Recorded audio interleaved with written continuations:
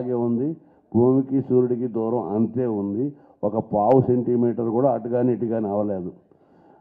ఎవరు కూడా సముద్రానికి వంతెన కట్టలేదు. కాబట్టి స్వేచ్ఛగా ఒక్క 4 అడుగులు ముందుకు వేస్తేనో అని సముద్రం అనుకుంటే అది ఉప్పెనవుతుంది. ఒక్కసారి జీవం తుడిచిపెట్టుకుపోతుంది. తనకి తానే ఒక చెలీల కట్టని ఏర్పాటు చేసుకుని సముద్రం అధీనంలో ఉంటుంది. గాలి ఎంత వీచాలో అంతే వీస్తుంది. సో పంచభూతాలు మారినప్పుడు కాలం మారిపోవడం ఏమిటి? మన అభిరుచులు మారుతాయి.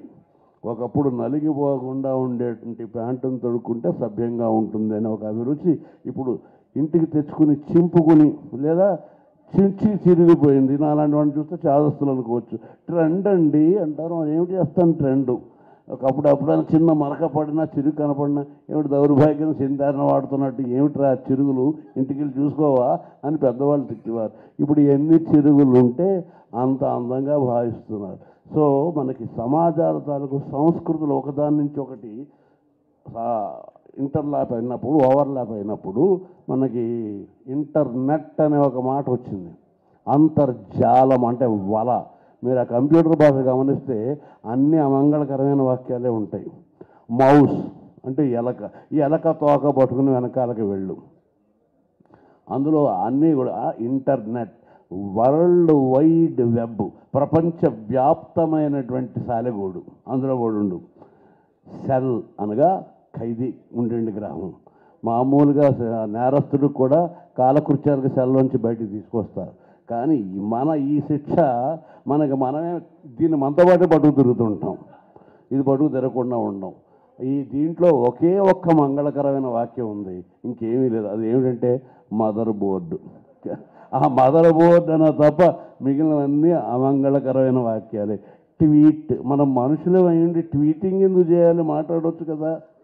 చాట్ అంటే మాట్లాడడం వేళ్లతో టకటకటకటలు అడిస్తుంటాం. అంటే చీటింగ్ చేస్తున్నాం అనమాట. ఇలాంటి ఈ కొత్త ఈ సాంకేతికత మూలాన్ని వీటిల్ని అందుకుని పాటలు రాద్దామనే ప్రయత్నం జరిగే పాటల్లో నిజంగా ఈరోజు కొంచెం విచిత్రమైన పరిస్థితి వచ్చింది. తెలుగులో ఎకిమీడా అని రాస్తే ఎవరికి అర్థమవుతుందని అంటారు. లేకపోతే ఇటాలియన్ లాంగ్వేజ్లోంచో మరో దాంట్లో నుంచి కెసరా సెరా సెరా అని రాస్తే బాగా రాశారండి. ఎకిమీడా బాగున్నావా మహారాజా బాగున్నావా అంటే తెలుగు వాళ్ళకి అర్థం కాదట. కానీ కెసరా సెరా సెరా వాళ్ళకి ఎలాగో అర్థమైపోతుంది. సో తెలుగువాడు తన తాలూకు ఉనికిని కోల్పోవడానికి ఎక్కువ ముచ్చట పడుతున్నటువంటి కాలం మారుతుంది. నాకు ఎప్పుడు కూడా ఒక సర్కిల్ ఇలా తిరుగుతూ ఉంటుందన్న నమ్మకం నాకు ఉంటుంది. ఒక రకం వరద వచ్చినప్పుడు మొదట బురద వస్తుంది, దాని తర్వాత ఆటోమేటిక్గా మంచినీరే వస్తుంది. ఇంకొకటి కూడా ఉంది, మర్చిపోవద్దు. తుఫాను వచ్చిన తర్వాత శాస్త్రజ్ఞులు చెప్పిన మాట, తుఫాను వచ్చి పంటలన్నీ తుడిచిపెట్టుకుపోయాయని ఏడుస్తుంటే ఒక మాట శాస్త్రజ్ఞులు చెప్పారు, ఎప్పుడైతే తుఫాను వచ్చి పంటలు తుడిచిపెట్టిపోయాయో తర్వాత 10 ఏళ్ల పాటు బాగా సస్యశ్యామలంగా మారుతుంది భూమి. సో నేను నమ్మేది ఇట్లాంటి తల్లకిందులు చేష్టాలన్నీ కూడా మళ్ళీ మామూలుగా మారటానికి. If you like the video, please like us and subscribe Tollywood Nagar.